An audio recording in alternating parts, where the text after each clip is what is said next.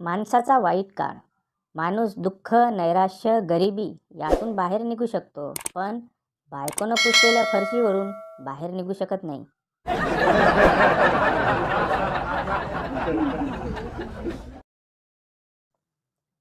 जगातली सगळ्यात खोटी 3 वाक्य. मी कुणाच्या बापाला भीत नाही. आपण पोरीच्या नादी लागत नाही.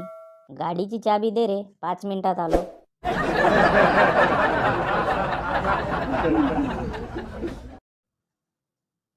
बायको आरशात प्रतिबिंब पाहून काळजीत पडून म्हणाली, काय मी भयंकर दिसते?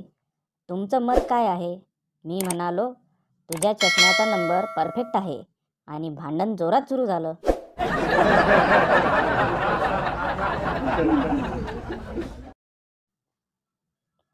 आजकाल खेडेगावातून हेल्मेट घालून फिरण्यात खूप गंमत असते. बायका बघत्यात आणि म्हणतात, अगं बाई, बचत गटाचा साहेब आला वाटतं, पळा पळा.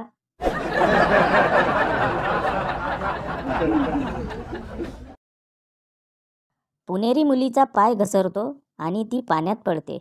मुलगी, मला वाचवा वाचवा वाचवा. मुलगा, थांबा, मी आता रस्सी टाकतो. पुणेरी मुलगी, टाकतो नाही रे, फेकतो म्हणायचं. आणि रस्सी नाही रे, दोरी म्हणायचं. मुलगा, असं कर, तुझ्या मराठीच्या सरांना बोलव, मी जातो.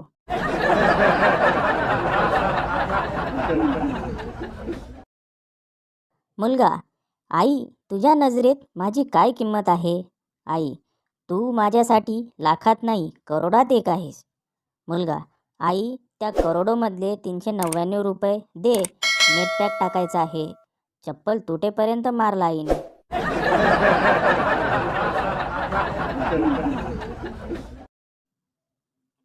व्हॉट्सॲप ग्रुप एक ग्रामपंचायत सारखंच आहे. ग्रुप ॲडमिन म्हणजे सरपंच, लाईक करणारे उपसरपंच, मेसेज पाठवणारे ग्रामपंचायत सदस्य आणि बाकीचे जे ॲड झाले आहेत ते गावकरी. एकदा मतदान करून निवांत झाल्यासारखे.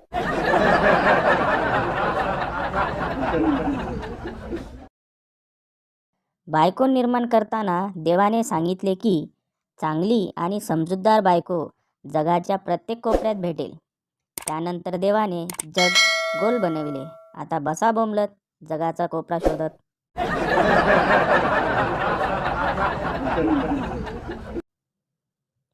महाराष्ट्रातील लोक कधीच कोणावर सहज विश्वास ठेवत नाही. झोपलेल्या माणसाला उठवून विचारतात, झोपलात काय?